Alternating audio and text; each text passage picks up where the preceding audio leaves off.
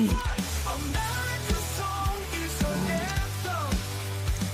There's only one, and you can have some. Oh, say, can you see by the dawn's early light? This is the song about America's fight. It's our time now. The truth comes to light. Our president shot but says fight, fight, fight. America's song is her anthem. All right. There's only one, and you can have some. Let's Oh, say, start a fire. by the dawn's early light. This is the song about America's fight. It's our time now. The truth comes to light. Okay. Hey, how you doing, man? I'm good, Scott. How you doing? All right, doing real good. Let me adjust the sound just a little bit. Right, check. There we go. Much better. All right. So, hey, man, I'm really glad to have you on here. I know you have gone through a lot in probably the last 4 years, and I guess to start off, I'm just going to go ahead and let everyone know you're Allan Jennings. We're friends. We rode bikes together back in the day, worked together, and why you're here is we're going to talk about January 6th, and you were ultimately arrested after that, and we're going to talk about that. And I know there's some things you want to talk about. I've got some questions that we're going to just go through, but man, let's just get started. So just to let everyone know, you were talking about your career with CDC a little bit and where you came from. All right. Well, yeah, I worked for CDC for about 25 years. I worked in the medical field. I think most people know me. I started out at DVI. I believe I worked there maybe about 9 years. I was the supervisor there. This is before the health, the CHCF, whatever, that took over. And then I left there, and I went up and started working at CSP Sacramento. And that's where I moved up from a nurse to a supervisor to a director, and then ultimately to the chief nurse executive over CSP SAC and Folsom State Prison. I did that until I was offered a job at headquarters as the assistant statewide chief nurse executive. And then I went to headquarters for a few years. And then made my way as the chief nurse executive at San Quentin. And then my final destination, I was an auditor for the inspector general for my last year in the department. Right. Yeah, I remember when you moved up there. So when we worked together, I remember our first motorcycle ride together. We got a little wet. Yeah. We ended up, it ended up pouring down, raining. We were all gonna, as I remember, we were all gonna. It was kind of our first ride together, I think, and we were all gonna take a ride and kind of get to know each other, and just kind of cruise around up in the foothills of California. And all of a sudden it started absolutely, it was an insane downpour. And I don't know that I've ever ridden. Well, were you honest with the trip up to Tahoe when it snowed? Were you on that? Okay. No. Yeah. So other than that trip to Tahoe when it snowed, it's a little different riding in the snow, but that rain was absolutely insane. But we ended up stopping at your house on the way back because I had just to kind of dry out for a few minutes. And so that was our first ride together when we ended up taking a few more rides together. That's where I kind of got my nickname because all of a sudden I was there, all of a sudden I was there, then I was gone. So they started calling me Ghost after that because I think I took a left and everyone else went straight because my house was was, I don't know, about 10, 12 miles to the left, and they were looking around, where did he go? So anyways, yeah, we rode bikes together, worked together, and all that good stuff. And then you ended up retiring and moving to Tennessee, right? I did. Yeah, I retired in February of 2017. By March 7th, I was moving into a brand new house here in Hillsborough, Tennessee. All right. And so I know you ended up working for the sheriff back there, correct? I did. And so yeah, so tell us a little bit about how that got going on and what you did for the sheriff, if you don't mind. No, not at all. Well, I started out just as a part-time. I've been here for about, I don't know, 8 months. You know, I got a little bored. So there was a job opening that I learned about from my neighbor down the street. She worked at the jail. She was an LPN there. And she said, well, there's a part-time gig as a supervising gig if you want to apply for that. So I did. I applied for it and I got the job. And it was basically just whenever the supervisor was gone, I would fill in. And then she ended up getting a position, moving up into regional. And so they offered me the full-time job working there at the sheriff. And I decided I would take it, supervising the medical department there. And and I did it for, I don't know, maybe about 3.5 years. But shortly after I got that job, me and the sheriff had become good friends, and me and the couple of other deputies, like the chief deputy and some of the other officers, we became good friends. And one day the sheriff and who's Chad Parton and Danny Ray, who was a sergeant at the time for the SWAT team and for teaching, they approached me and they wanted me to join the SWAT team there. So so I did. So at 52, I went to SWAT training in Lynchburg, Tennessee. Wow. Now that at 52, how was that? How'd you get through that? Okay. You know what? It was tough. I mean, it was, I'm dealing with people that are generally in their mid-20s, some are in their 30s. Right. I was by far the oldest person there. Yeah. I can't imagine going through the type of training that they went through at 52. Even I'm sure you're in pretty decent shape, but 52 is still 52, so so that had to be a little rough.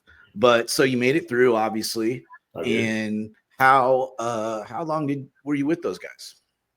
I was on this team for about 3 years. Okay.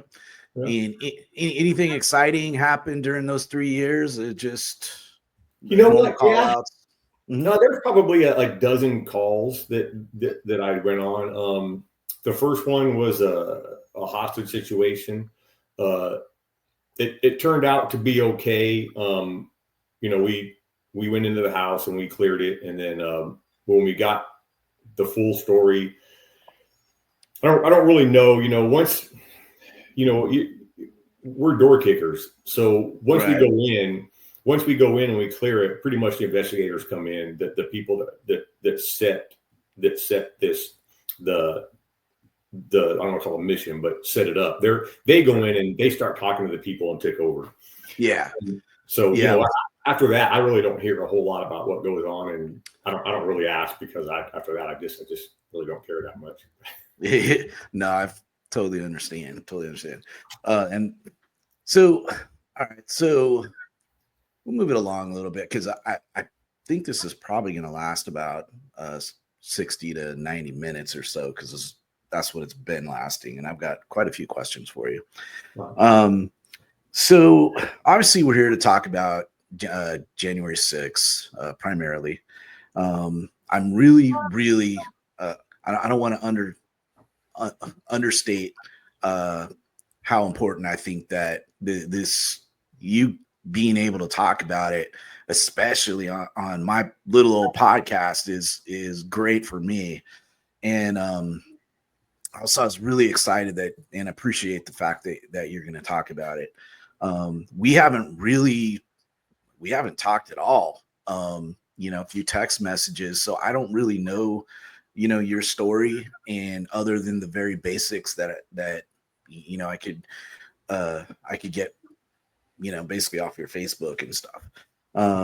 So let's talk about what led up to your decision to go to the Capitol on January 6th. Okay, well, it started with just wanting to go see Trump speak one last time. By this time, it already come to light that they stole the election. I mean, people can say whatever they want, but they stole the election. There's no way Biden won. So it was about going to see him speak one last time. Hear what he had to say. It had nothing to do with going to the Capitol. I mean, I'd never even planned on doing that. I just went to go hear him speak. Mm-hmm. And there was a lot of people. I don't know what the numbers are, but there was over 1 million people for sure. And they don't like to show aerial views and stuff like that because there was so many people there. They keep trying to downplay it, but listen, it was a sea of people as far as I could view from the top of the grandstands back there. It was people, streets, side streets. They were full of people. It was a sight. But that's why I went. I wanted to go. Me and my wife wanted to go see him speak, and nothing else. But as far as going to the Capitol, yeah, after the rally was over, the speech was over. He said let's peacefully, walk down to the Capitol, right? And so we did, and on the way we're passing officers, and we're thanking them for their service and thanking them for being there. I guess I don't want to say I expected a whole lot of trouble. I think maybe from Antifa and BLM, I expected a little bit of trouble, but there were so many of us that I didn't see any in that crowd. I didn't see anybody around. I didn't see any trouble going on. Right. Not until we got to the Capitol did stuff start to happen. So what did start to happen? Just people getting rowdy and. No, it was nothing to see. It wasn't the people. When we get down to the Capitol, we were on the west tunnel side, so we're down there in the grass, and we're just hanging out. We're talking to people. It's like I said, it's packed. We're talking to like-minded people, and I don't know. We're there for maybe, let's say, 20 minutes, and then all of a sudden, you look up where the West Terrace is, and there's a bunch of officers up there. For no reason, no justification, non-provoked, they started shooting rubber bullets and gas down into an extremely peaceful, calm crowd. Right. I heard about that. Yeah. Yes. So go ahead. The J6 committee, they got rid of all that evidence. I'm sure everybody's heard that. They deleted files and just probably thousands of gigabytes worth of video from the officers for what they were doing that day, to cover it up, which is part of the reason why Biden had to pardon them at the end. Right. They had done all that. So exactly. I just hope that some of that's still out there, that can be recovered, and that the DOJ now will go back and find some of that. Yeah. Yeah. So we hear these stories of, and I don't know if you noticed any, but we hear these stories of like FBI agents or just undercover people. And to me, if you're looking for it, I'm sure that some people would be able to spot those types. And we definitely saw, and I don't remember his name, but he was literally all over the place. Yeah, that one. Yeah. He was identified as just really trying to pump everybody up and get them to, break in and do all kinds of things. And did you notice that, or what was your take on that? There was some people up there that were really aggressive about it, but that it was like there's a few, and now it's come out that there were over 22 FBI agents in the crowd. Right. They weren't supposed to be there, from what officially they weren't supposed to be there apparently, but somebody had told them to go there and be in the crowd, probably to stir it up. So yeah, I did see some people stirring the crowd up. I can't tell you if they were government or not. Sure. I didn't need to get stirred up. I mean, I served my country. I served honorably in the Army infantry. I got out. I worked for the prison system. I've never been in trouble with the law ever. But when you see your government attacking you in that kind of way, shooting into a crowd of elderly people, and young people, and everybody was there just sitting on that lawn doing nothing but just talking. That's hard to take and to not get a little bit upset. No, I would totally understand. And I watch a lot of police videos, and I support the police just like anyone else. But when they don't always do the right thing. And when I see them doing the wrong thing, just like working in prison systems, when you see people doing the wrong thing, it does upset you. And I understand if that was your take on what was going on, or if that what was going on, then that would piss me off. Definitely piss me off. So what happened from there? You see this, they're shooting rubber bullets down at peaceful people, and did what happened from there? Well, I told my wife to stay there, and that I was going to go and see what was going on. Not confront them in an angry way, because right. Unlike some people that had altercations with the police officers there, I think a lot of it for justifiable reasons, but I never laid a hand on an officer there. Matter of fact, when I was in the tunnel, which I'll get to later, I was the only one yelling, don't hurt the police, nobody hurt the police. So they're shooting gas, they're shooting bullets down. So I decided to go climb my way up to that terrace. And it's where like they come out and do the inauguration at. That's where I was at. Right. So I'm up there, and it's kind of chaotic up there. There's a bunch of officers running around, shooting gas up there and doing stuff like this. But there's thousands of people up there. If you've seen the pictures of them when they had the seating set up there, the stands that were set up for the inauguration. Yeah, there was a lot of people up there. They were all over that. And that's when the police are still, but people are just up there taking pictures for the most part, walking around doing nothing. But the police are still provoking them, and they're still antagonizing them. And I never understood why they were doing that, other than they were told. Right. Yes. So the police then they all withdrew into the tunnel, and I guess that kind of really is what set me off. They stir the crowd up, they get them all angry, and then they withdraw and they hide behind these glass doors in this tunnel. Right. And I think that's where, I think they said I was the third person in the tunnel. I don't know, maybe. But when we got in the tunnel and they're back there, and I see them gearing up and getting ready to, they look like they were going to assault. Right. I broke the door. I broke the door down, and we went in, and not to hurt anybody, just to, I guess, maybe push them back a little bit, and right. It was upsetting to see them do that to everybody and then go run and hide inside that building. Right.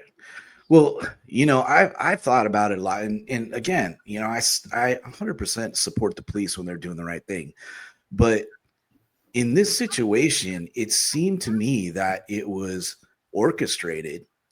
They had to know what they were doing, and they had to agree with what they were doing.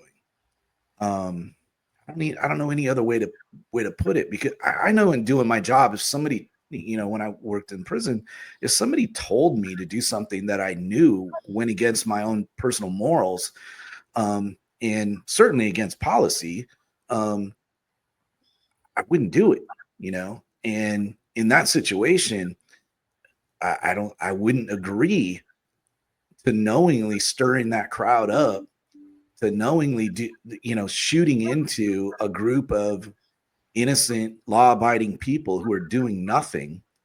Those kind of police, I don't really, to be honest, I don't feel sorry for them, because they kind of brought some shit on their self. I don't know any other way to put it, man. I mean, it just kind of sucks to be put in that position, but at some point you got to stand up as a citizen and a police officer who's supposed to, support the Constitution and say, no, this is wrong. I don't know. Go ahead. Well, yeah, they are. And if 4 years later now, when I'm finding more stuff, if you go back and look at some of the videos that are out there right now, you can hear some of the police yelling, "We were set up. We were set up." Oh, okay. They're talking about they were set up by their own people. Gotcha. It's funny. It wasn't the police that were on the street. Like, it wasn't like the city police. It was the Capitol Police that were the main aggressors. And that's obviously, I don't know. I don't know who was there. I'm assuming the majority was Capitol Police, but I mean, I'm probably wrong. I really have no idea. The folks that I'm specifically talking about are just those who knew what they were doing and what they were,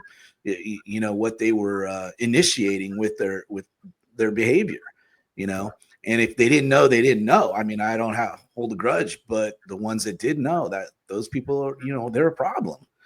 I just don't see how they could do that. But then too, when we look and we'll jump back a little bit. When we look at FBI agents like Peter Strzok and the FBI agents who clearly were doing their job with politics in mind, they're out there, and those are the people that I'm talking about, that do their job, not to support the Constitution and not to support the citizens, but they have a political motivation behind them. But so from that point, you're in the Capitol. What happened? How did you ultimately leave, and kind of what happened from there? So, I didn't get into the Capitol, like as far as like the down, like in the rotunda where all the paintings are. Okay. I was, I don't know, 10, 15 feet in that tunnel. That's as far as I went. Okay. Gotcha. Once I, I hate saying that, but I did. I'm the one that broke the door down. It was me. That's what they got me on. Right. Which is actually, that was just a misdemeanor. It was property damage. But it wasn't long, maybe 7 minutes after that, when they had gone back to another area, I decided it was time to go. There was the thought in my head of trying to confront these people wasn't going to happen. There was no talking with them. They didn't want to talk. They just want to do assault. Right. So yeah, I turned around and left. I was only in there tops 10 minutes, maybe. I turned around and I left. We were supposed to stay that night. We had a hotel just around the corner from the Capitol, but there was a curfew come in, everything like that. So we decided to just go get our stuff, pack up, and leave. And so yeah, that night I just we drove away and stayed about an hour and a half out of town. Right. I do see. So from that point, you're gone. You obviously what happened. At what point did you know, or at least feel like, probably fairly quick, once you heard the FBI, the FBI was involved in investigating and so on and so forth, when did you really know that they were looking at you? Well, I've always assumed that they were going to get me because, there's cameras, the officers got body cams on, which is ultimately how they identified me. Somebody sent in something to the Sacramento FBI office that I was there. So they came to my work at the jail, and a couple FBI agents, and they called me in. And this was, I don't know, 6 months after maybe. Right. And they called me in and they asked me a bunch of questions and they showed me pictures, that I was there, not inside the tunnel, but I was walking around on the outside of it. That I was up there on the rotunda or the terrace. So they showed me those pictures and they said if I was there. I said, yeah, I was there. And then they asked me a few questions. They weren't specific about, did I do anything inside there? So I didn't offer any information. I answered their questions honestly. Right. But I didn't, give them anything either. And Yeah. then after that, it was a year and a half. I didn't hear from them. September 12th, I believe it was, they came knocking on my door that morning. Well, they called me, say, 7 o'clock in the morning, they called me and said, hey, this is FBI, Matt Acker and Dave. Well, I can't remember Dave's last name, but we're outside front. Can you come out? So at that point, I knew what was going to go down. Right. Yeah. How did they treat you? The FBI? Oh no, they were Matt Acker. He's a horrible man, and he is not he tried. Well, first he comes in and he tries to get me to say that Trump told us all to go there and do this, and he really tried to get me to turn on Trump. Right. And I said, no, I said, I said, that's absolutely not true. You heard the speech. Trump said, let's go down there peacefully. Then he tried getting my wife involved in this and saying, trying to get her to say that she was there and the stuff that she was doing and stuff like that. And that made me mad. He is not a good. Now the other guy, Dave, he was cordial and he was fine, but no, Matt was, and I've sent him a couple of emails since then, letting him know exactly what I think of him. Good. Yeah. Maybe some other people will send him some emails. Yeah, he sounds like the Strzok type. He is politically motivated. Yeah. Trump hater. Yeah. Kind of in general, a piece of shit. Yeah. So yeah, those are the type that I'm hoping, and it probably hasn't happened at this point, hoping with the new leadership, Kash Patel and the FBI, that they will eventually find those types in him and fire him. Just get rid of them, because those are the types that we do not need in the FBI. Right. So maybe someday this little podcast will hit somebody's ear or something, and it'll help that process out. But they fired some FBI agents already. Yeah. I told Matt, I said, listen, I hope that you don't have a job here coming up. And this was back when I got out. When I got out in January. Well, good. I hope you ain't got a job in a couple months. Yeah. Well, a piece of shit like that has to be worried about it right now. As he should be. Because those are the types that they're getting rid of, and rightfully so. Yeah. So hope we could all just cross our fingers and hope he's out of a job, and maybe there's a Walmart somewhere he can greet people or something. Who knows? That'd be probably not a good job for him either. But anyways, so at that point, you kind of knew you were going to be arrested, or did they arrest you that day? Oh, they arrested me that day. They showed up by themselves, but it wasn't more than 2 minutes later, and my house had about 20 FBI agents in there swarming my place.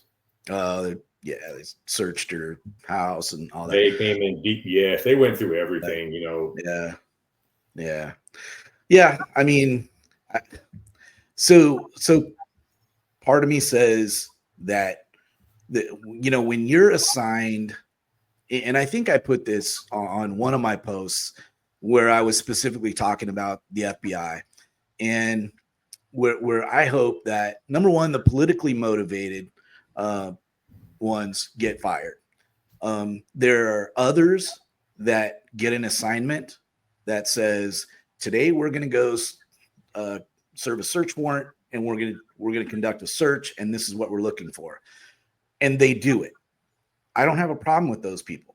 They're doing a job that they're assigned to do, and there is no political motivation there. I don't have a problem if they were to come to my house and that's all they did. and they were serving a righteous search warrant, I understand that. But treat me like a citizen, treat me like somebody who's not convicted yet, and be respectful.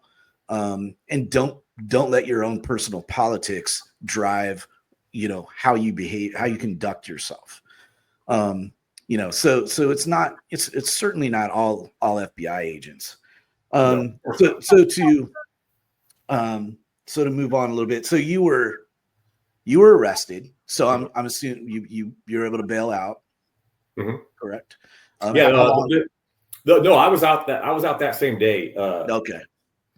Yeah, I was out. What did they charge you with? 1 felony and 4 misdemeanors. The felony was civil disorder, aiding and abetting. The aiding and abetting got dropped because they were trying to say that I went there with and that other people were there that I knew, and that we had planned all this. I went there with my wife. I didn't know any other person there. If there were people there that I know, I didn't know that they were going, and I definitely never met up with anybody there. Yeah, so and in all fairness, when they initially arrest, a lot of folks, it happens that way. They initially charge you with everything they think they might possibly get, and then they realize, or they really assess the case, and they start dropping things or reducing things. So that's probably what I would have expected on that. But so they dropped the felony, correct? No, they didn't drop the felony. They dropped three. Three. I thought you said they dropped the felony. Oh, wow. Okay, so they kept the felony. They kept the felony, and they kept the property damage. Okay. And so how did it go from there? You were out that night, and how long did it take to get through the process? Were they willing to I guess mediate the charges, or how did they were pretty hardcore on the charges? There is no mediating when it's not like a regular court system, like a state court. This is the federal courts, right. So there is no mediating. Nobody can change. Like the prosecutors, they can't negotiate with my lawyer to lesser the charges like that. That the judge is the one that makes the decision. And I had a piece of shit judge. I had Reggie B. Walton. Look that son of a bitch up. He was already bad mouthing Trump on like I think he was on The View or some other shows, whatever, publicly out there bad mouthing Trump before. He was supposed to recuse himself, I thought, from all these trials, but he didn't, and he's the one that I got stuck with. It's a lottery who you get as far as the judges. And so you know what? That's another fucking thing that really pisses me off is judges, and we're seeing it all across the country right now. These politically motivated judges, right, who are essentially right now trying to run the damn country from behind their bench, right. And that's not how it's supposed to be. When, I don't think I ever truly realized how much, how political these, I call them law enforcement, they're judges. So, I mean, that's what they do. How much they allow their own personal opinions and beliefs to get into doing their jobs. And it's crazy. So you got a piece of shit judge who basically, wanted to throw you in jail forever, probably. Yeah. And how did that work? What did there wasn't a trial, or was there a trial, or how did that work out? No, I mean, so at the time, this is when I went for my actual sentencing. This is October 4th. It was 2 days after my 31st wedding anniversary. It was October 4th of just last year, 2024. And I went to my sentencing, and my lawyer's telling me, don't worry, you're gonna, he'll probably have you, if you get time, he'll probably have you self-report. I'm thinking I'm probably going to get home arrest. I mean, right. Basically, I didn't hurt any cops. I didn't hit any cops. I did break the glass, but I paid for that like a year prior to that. Right. I paid for all that. Paid all my fines that they wanted me to pay. But the judge, he kept referring to Trump as a sore loser. He said it 3 times during my sentencing. Trump's just a sore loser.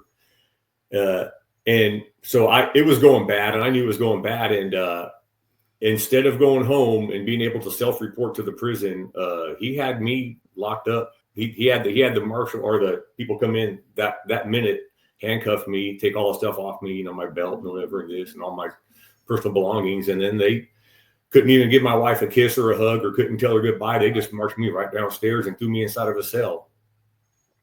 Wow. And then, so you know what? I want to tell you about DC jail. So there's no secret. It's probably 95% black, right? Mm-hmm. So I'm thinking going into this, the white guy, Trump supporter, was there January 6th. It's probably going to be a rough ride for me. And I plan on being in that jail for a couple of weeks to a month, I figured, before they got me out somewhere else to a federal place. But right. When I get there and they're processing me through, they register me to vote. And I thought that was kind of odd. In DC jail, you can vote during elections. And do you know that probably 90% of the blacks there were voting for Trump? and it out of my whole 3.5 months that I had to do before Trump pardoned me, it was probably the best place that I had been, was that DC jail. That's fucking cool. Isn't that crazy? Yeah, I love it. They were Trumpsters for sure. Yeah, well, that's great, man. Yeah. That's crazy. So how long were you there before they shipped you out to another? Have you heard of the term diesel therapy? No. Okay, well, if you ask any J6er, and you can look it up, diesel therapy is when they decide that we're not going to keep you at one place too long. We're going to keep bouncing you around, so you can't get mail, so you can't get any kind of communication with your family. So I was there for 2 weeks. Then they bust me out to Philadelphia, to a federal detention center in Philadelphia. I was there for 2 weeks. Then they put me on Con Air, flew me and a couple hundred other inmates down to Oklahoma, where they bypassed the federal for me and sent me to this shithole that they contracted with, Grady County Jail. Mm. And they stuck me in a room with, I want to say, 29 other inmates in a little tiny, area where you never left I was there 23 days, never got to step foot outside that cell. Wow. And it is the worst. That is probably the worst place you could ever imagine, that Grady County Jail. It was. So they made sure and punished you in the prison system.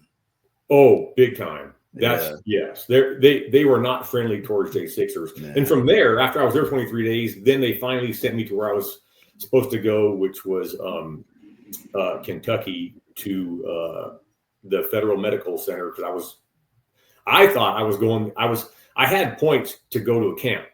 Mm-hmm. But did you know that they labeled us all terrorists? Oh, no. I had heard that a while back, but they did, huh? So that obviously eliminates camps then. And so then what, you were a higher level, obviously. No, I was camp qualified, but because we're terrorists, they stuck me in a. That's what I'm saying. They stuck you in a higher level security. Oh, yes. Yeah, it was just a minimum. It wasn't. Oh, okay. They just eliminated camp then. They eliminated camp, which would have been really nice. Yeah. But no, they stuck me in a minimum, and it wasn't bad. It was fine. There was no cells. I lived in. People have their own rooms. There was no locked doors. You come and go in your room. I didn't get a room because I was a J6er. He kept me in this open area where there was eight other bunks of us, like in this little breezeway. Right. And so that's where he kept me. And finally, after being there for I don't know, a couple months, I guess, or a month, I finally confronted the counselor there, and I said, what the hell's going on, man? I mean, you're keeping me inside here. Dozens of people have asked me that they would take me as their roommate to room with them, and you've denied every single one. And he just said, no, you haven't been here long enough. Although people have been there for a week and have gotten a room. And yeah, that's bullshit. I never once got a letter from my wife the whole time. She wrote me probably a dozen times, but but then like the letter has to follow you from DC to Philly to that jail and finally over to Kentucky. But they never let me have one letter from my wife, not one. And they were stupid excuses, man. Well, she used a label on the outside of the envelope for the address, for our address. Like, you know how you have the pre-printed labels? Yeah. She just put that on there. No, you can't have it. Or she wrote on lined paper. No, you can't have lined paper. It has to be on blank white paper. Or she used colored ink. Or just, there was a million stupid reasons why they never gave me one letter. Finally, and they wouldn't let me email my wife either, because you can email. So finally, I confronted him in front of everybody, in front of the whole dorm, Fully's inmate. I confronted him. And then I called him out on it, and I asked him, it's because I'm a J6er, right? And he just stood there. I said, it's because I'm a J6er, right? And he said, yes. It is.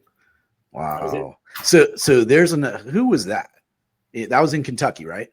That was in Kentucky. And who was that person? That piece of shit. Yeah. That was I don't know his first name, started with a G because it was just an initial, but G. Gilbert. Gilbert was his last name. Gilbert. And what prison was that again?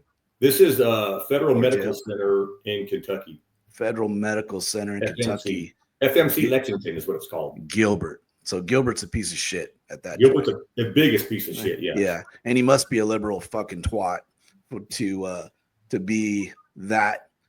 So if I was in that position, I just simply wouldn't fucking do it. Okay. Right. I don't give a shit what the direction was. I wouldn't do it. Or I would tell you, and I would tell you how to work around it. I'm being fucking honest. If it's not right, it's not right. I don't give a shit if it's an inmate or not. If it's not right, it's not right. And so that Mr. Gilbert didn't have to be that way. He chose to be that way. He did. And it's a choice. And just like the FBI agent, just like the Capitol Police, you make a choice as to how you're going to conduct yourself. And they made the wrong choice. So how long do you actually end up doing did you, no, you didn't parole from there, or I get released from there, did you? I did that. Oh, you did? Okay. For some reason I was thinking it was somewhere else. Okay, go ahead. How long were you there? I don't know. I got there the day before Thanksgiving, so I don't know, a couple months, roughly a couple months. So this is what I wanted to talk about. I don't even have to look at my questions. So the elections are going on, mm-hmm. and you're in prison, right? And what were your thoughts as the election was going on? Well, I found out, I think when I left Philly, it was a couple of days after I got to Grady County, Oklahoma, that jail there where the election happened. And I had realized Trump won, but none of the officers there at the Grady County, they're a bunch of, 18, 20-year-old correctional officers. Right. And they are not, they were all for Biden. Like they were riding with Biden. Really? Or riding with her. Jesus Harris, Christ. Kamala Bennett. So that morning when the officers are coming in, I'm asking everybody who won. And nobody would tell me, but they got really angry. So once I saw the first guy get angry, I knew Trump won. Because listen, if Trump didn't win, I'm looking at doing the whole year. Plus 3 years of probation after that.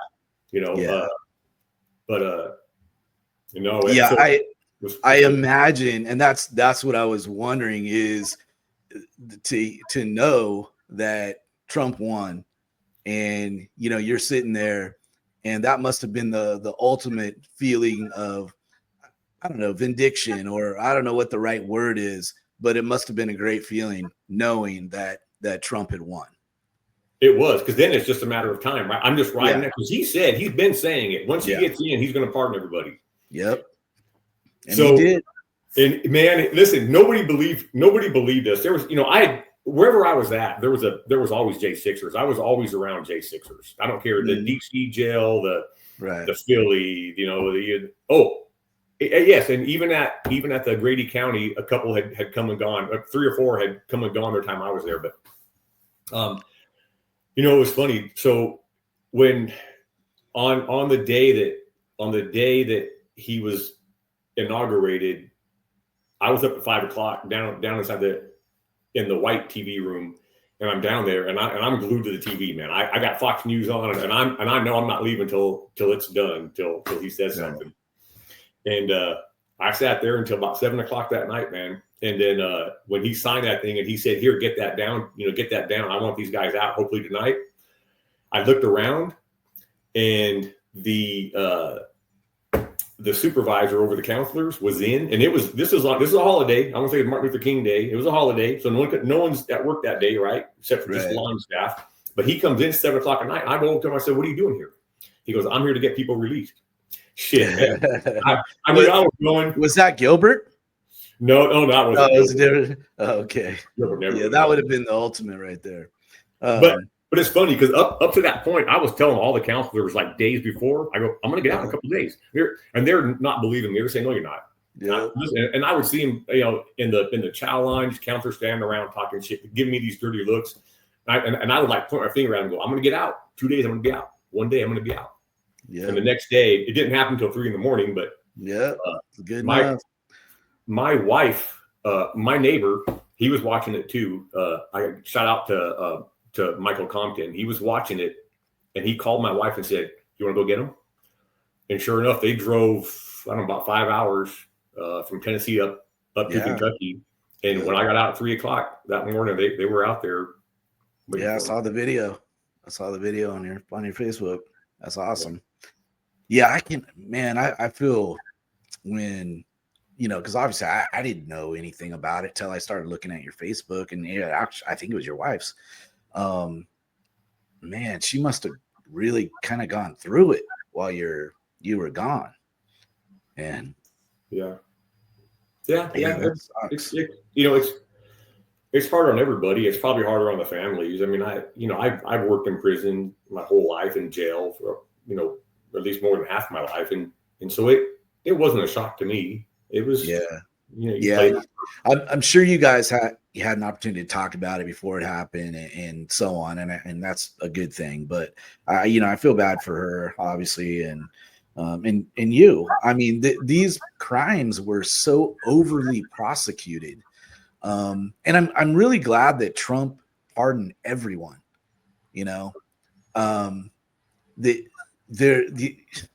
Like I said, these crimes are so overly prosecuted. They let BLM run around and burn half the fucking country, right, and murder people, right, and arson, and Antifa takes over part of Washington. And Democrats are fucking bailing them out, and they do, raising money to bail them out. Yeah, and they do nothing, literally nothing. And look at them right now. This jackass in El Salvador, right? I mean, they're pandering to another guy who is nothing but a gangbanger, human trafficker, and they want him back in the country. I mean, but yet our own citizens put him in jail. I can't believe it. I mean, we all know it's about votes. They want to, the 20 million people they allowed into our country across the borders. They don't give a shit if they're rapists, murderers. What they look at a vote, because they are losing their base. So they have to build it somehow, and that's what they're looking at. They want illegal aliens to be able to, illegal people to be able to vote. That's the deal, and it's insane to me. So the day, so what did you do? So I saw the video where you got out of prison, and so tell me about your first couple days out, and what did you do, man? I mean, had a drink. Yeah, I bet. ate some real Good food. Yeah. Yes. Yeah, as a matter of fact, my wife made sure that when they picked me up that she had a drink there waiting for me, just so we can celebrate then and there. And yeah, it was good. I got to tell you the stuff that happened. Once you get labeled as a terrorist, so from the time that I was arrested up until that time where I got sentenced and the judge locked me up, the city card from Costco canceled my card. And mind you, I had like 829 credit rating. I've never missed a payment in my life ever on anything. And I pay my credit cards off in full every month. Like if I put $1,000 on this month, I pay the $1,000. I have no credit card balance, no credit card debt at all. But they canceled me. And it took me like almost a year to find out why. And it was because January 6th, my Schwab, who I had an investment account with, they canceled me. As I was in prison, they called my wife and said, you have 30 days to move your money. You go through stuff like the no-fly list, and they took my passport, and I'm on the national crime database now as a convicted felon, which will never go away. It'll say that I'm pardoned, but that'll be on there forever. Right. So have they fixed the terrorist watch list bullshit? Have they fixed any of that shit? Well, I think so. It's hard to say for sure. I've got some credit cards back so that's a positive note. I haven't tried to fly. Anywhere, so that right. I don't know about that. And I'm still kind of worried about doing that. Going to the airport, but. Yeah, this is shit people don't know about that. I mean, you're going to have to deal with. And I'm hoping, and I believe in, the president, and I believe that, but I would assume they know this shit and they're trying to fix it. Hopefully. Well, I wouldn't have, the terrorist list, but I don't know how you get off of it. I mean, obviously, but I hope you do. That's crazy. Have you heard of Peter Tickton? No, I haven't. Okay, well, he was Trump's college. They went to military school together.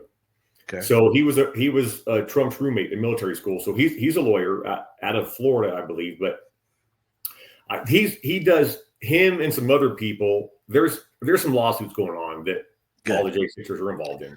Good. But he was telling everybody on these Zoom calls that we have, he said, listen, if you have any problems, with the terrorist watch list or flying like that, you just give me a call and I'll make sure to get it.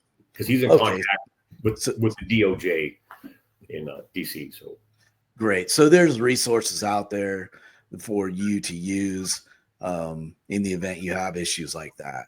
So that's great. That's great. So what, I guess this is maybe we covered it, maybe we didn't, but what do you have to say about how you were treated by your own government?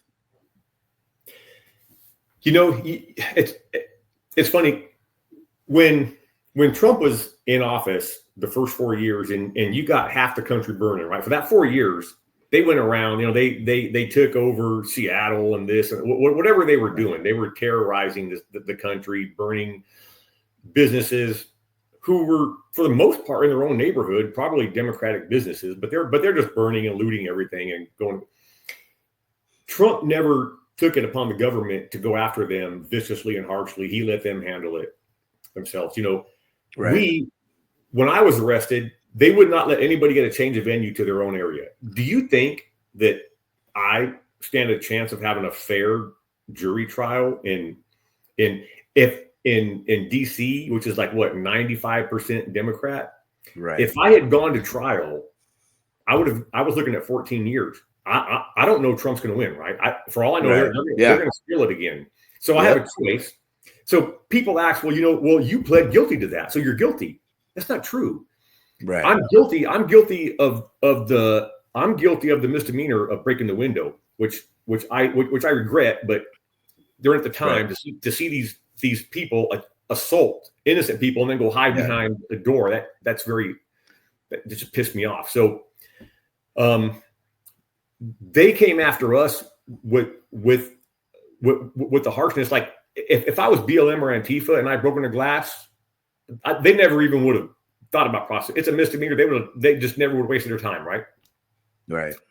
They hunted us down. I mean, my story's not bad compared to other J6ers, you know, where they came busting through the door at 6 a.m. with weapons drawn on their kids, you know, and their wives and their parents.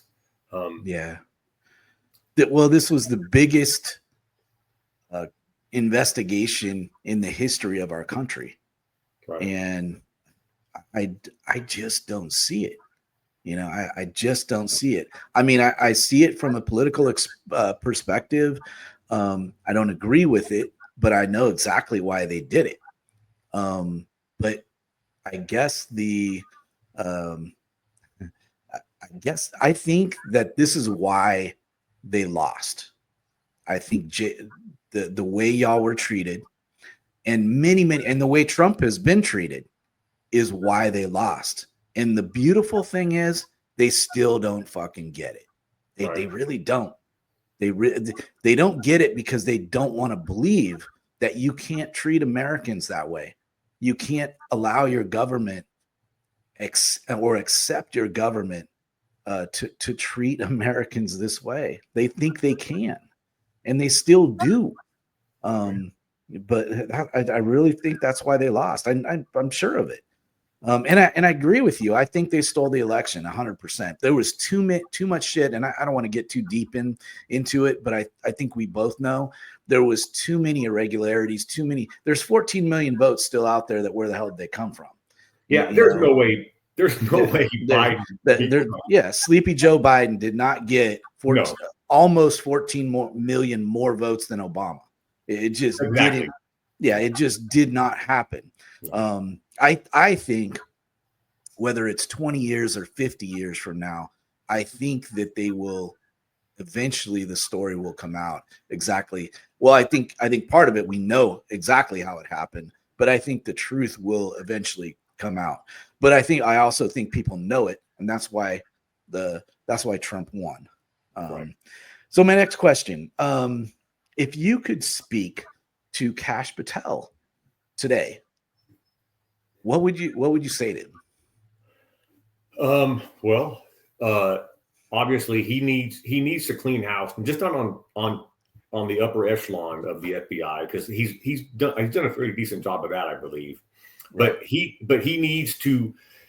He's a busy guy, but during this period, he needs to dig deeper into the lower level FBI, and he needs to get rid of them too. Like I said, the Matt Acker. I mean, this guy. He came after, and again, you know, I know that he knows that it was a stolen election. I know it was a stolen election. I know it's funny. I'm in prison with people from Romania, and they're telling me, "Oh, that was a stolen election. There's no way Joe Biden won that election." But I would tell him to finish cleaning house, and then focus on the stuff that he needs to do to really change what's happening. Go after these Democrats. Go after the ones that stole all this money through this U.S. aid and investigate that. They had it. And yes, there's going to be some Republicans tied up in this, but like Elon said, it's by far the majority Democrats are taking it. But he is the top law enforcement in this country, and he needs to go after them. Him and Pam Bondi, they need to team up and clean house, drain the swamp once and for all. You know, I'm going to say something right there is I don't care what political party they belong to. If they're stealing government money, if they're stealing our taxpayer money, if they're truly a criminal, then put them in jail. Yes. Prosecute them. I don't give a shit if they're Republicans, Democrats, independent. I don't care. But we need to rid ourselves of criminals in government. And I think you hit the nail on the head. I think that this USAID bullshit, I don't know how. I mean, I think that is so deep. I don't know if you saw Elon Musk talking on Joe Rogan podcast, but I did. He was afraid to talk. The guy was literally worried about being killed. You know, and that's insane. That he can't do his job and root out the corruption without a fear of. I mean, this is the richest guy in the world, and he's got to be worried about being killed over political corruption. That's just insane. But we have to get rid of that. We absolutely have to. I 100% agree with you.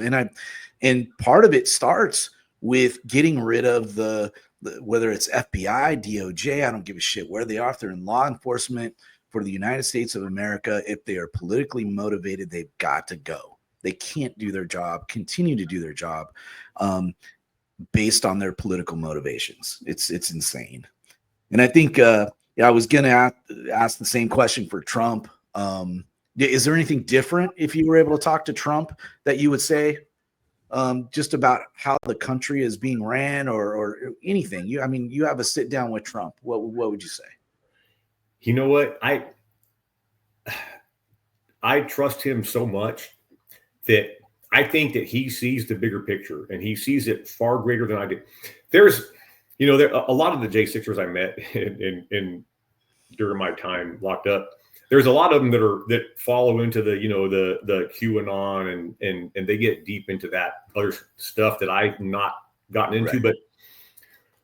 But when you start to see how it played out, I think that once Trump lost, once they stole the election from him, I think that he put plans in motion to secure up this election, which he did. I mean, this was the most secure election we had, right? And give it up to Lori Trump. She was brilliant with this. They hired, I forget, like 25,000 lawyers. They had like so many lawyers in each state, right? All in like all the different counties ready to go if there was any kind of misdeeds going on. Isn't that a shame? Isn't that a shame? Yes. That we have to do that? Yeah. However, he won by 5 million votes. And it's been, 20 years since a Republican has won the popular vote? Yeah. And I think that if they keep it like that, they'll do it. So I would just tell Trump, I would say, listen, I love you, because he got me out, man. I mean, I'm sitting here at home right now having a drink. I'm a free man, and I don't have to worry about my probation or anything like that. I got all my rights back. I have my gun rights back, which is probably the worst thing you can lose. Yeah. Yep.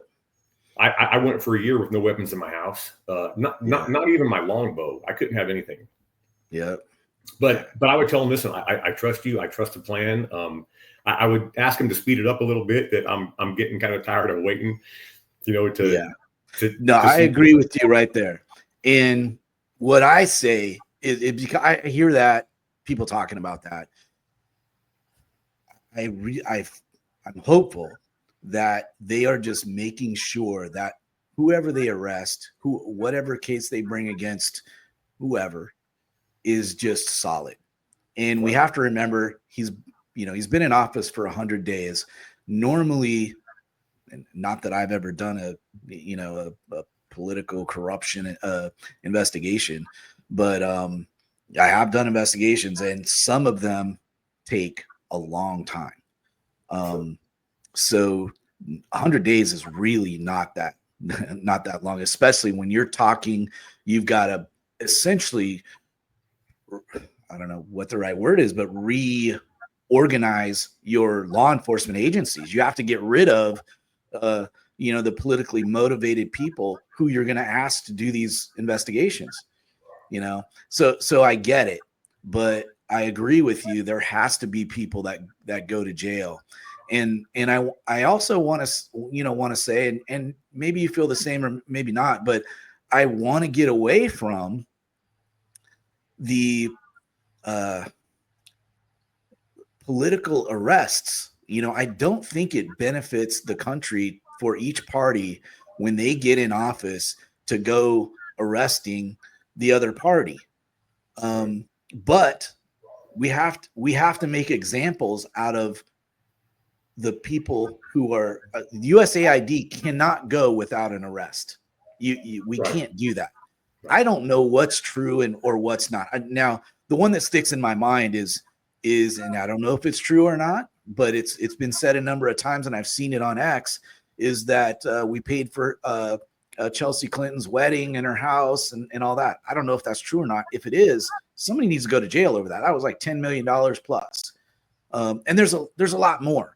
That one stuck in my mind though.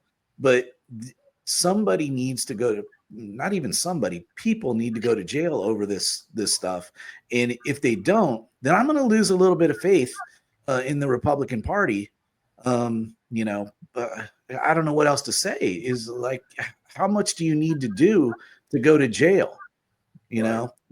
It's driving me crazy. But Trump's not the DOJ, and that's part of the he puts people in he thinks going to do a great job. And I want to say, Pam Bondi and Kash Patel, I'm hopeful. And like you said, it's only been 100 days. Me too. Yeah, 100%. They have to do something. Pam Bondi and Kash Patel, they are the ones that get it done. And if they don't get it done, it's not going to happen. But I agree, and I agree with you that you said it exactly right.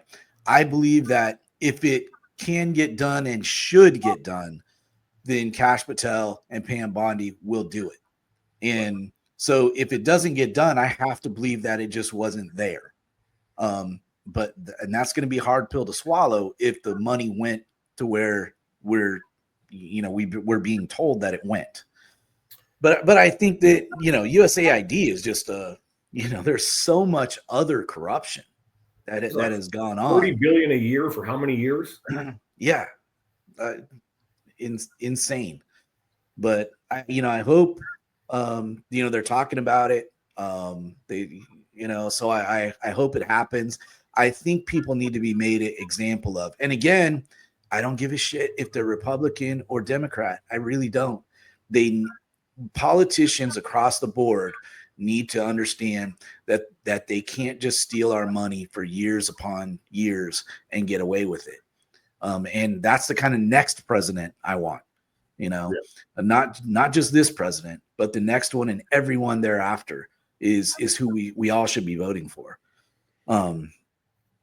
It's just insane the kind of things that we're hearing, and there hasn't been an arrest, but 100 days in, I get it. I'm willing to wait.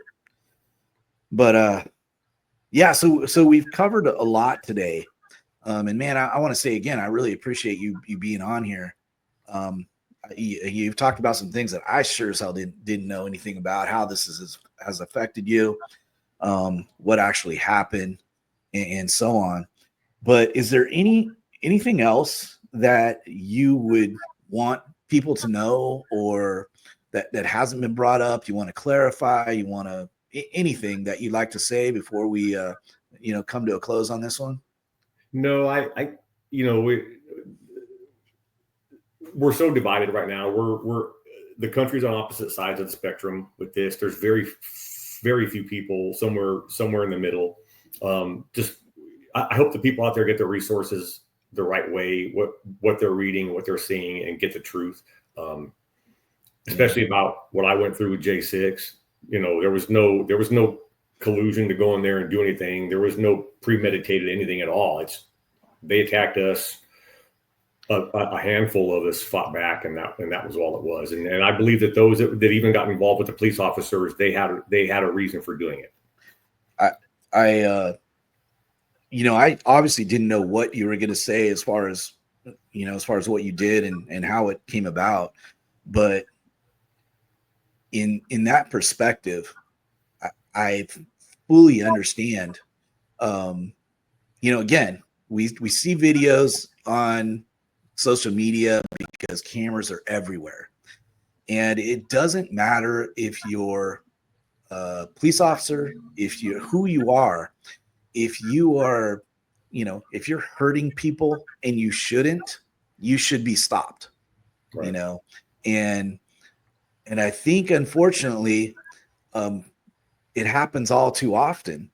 And I appreciate the fact that you took action. I fully understand. I mean, now that I've heard your story, because I hadn't heard it before, I get it.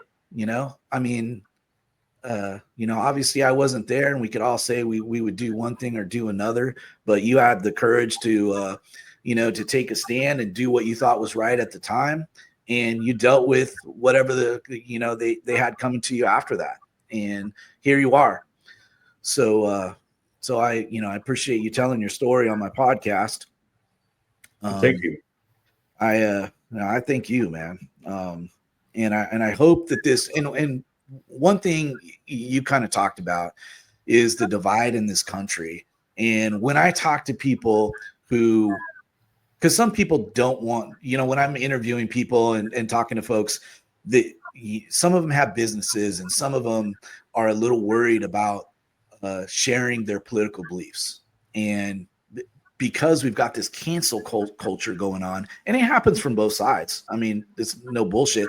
We know who started it, but we've got this cancel culture going on. We've got this, how you treat people because of your political belief thing going on, and it's just wrong. People should have the ability to have their. We may disagree, but we shouldn't be changing your life to make it as bad as we possibly can make it just because you're a Republican or just because you're a Democrat. And I think America would really change a little bit if we can decide that it's okay to be one or the other. Donald Trump has really polarized this country, and I think it's a good thing, because he's being fought because he is trying to drain the swamp. We use that term a lot, but he's doing the things that no other politician in I don't know that I could say history, but certainly in my lifetime hasn't done. And I appreciate it. And I love every day when I watch the news, I love the shit that this guy is doing. And people don't understand. Well, I can see him and appreciate how he fucks with people a little bit when he does, because he knows this is his last term, and he's actually been really good. I think he's made a lot of changes since his first term, but he will fuck with you a little bit. He'll fuck with your head a little bit. He'll say shit that he knows is going to hit the news tomorrow, and he doesn't care, and he knows that the media is going to run with it, but he's got some other shit going on that he doesn't want you to pay as close attention to. And hey, Scott, he's got the Democrats literally fighting to keep human traffickers. I mean, all he has to do is say something out there like, this guy's a bad guy. They're going, oh no, he's the greatest guy in the world. He's got them spinning in circles, doing the craziest shit that they never would have done, not even 4 years ago. It's insane. And they just follow. They're like on a leash, and he's leading them. Yeah. And he knows how they're going to react. I mean, they don't give him the credit that he is due, and they don't have any idea. I'll be honest. Sometimes I don't know. I got to think about it. Okay, why did he do this? Because there's got to be and then I'm like, oh, look at how they reacted. Well, he knew that, So I appreciate that. And how his gamesmanship, I guess, would be the right word, in how he does them. But it makes me laugh. It cracks me up. But hey, brother, I got nothing else for you today, man. I really appreciate you being on here. I hope that I'm going to really try to push this podcast to get out to people. I think it's probably the most important podcast I'll ever do. Hopefully I can do something that equals this one, but I think it's really important. I'm really happy to have you on here. So thanks again. Tell your wife I said hi, and glad y'all made it through this all right. And God bless Donald Trump, I guess. Yeah, and thank you, Scott. Thank you for giving me the platform to speak. Absolutely. And this podcast will be around for a while, so it's not going anywhere. So I hope more and more people see it. All right, share it and tell your friends and tell them to follow, and we'll get this hot and heavy out there. All right, brother. Take care of yourself, man. All right, now we are going to play my song to the end, and we'll close it out, bro.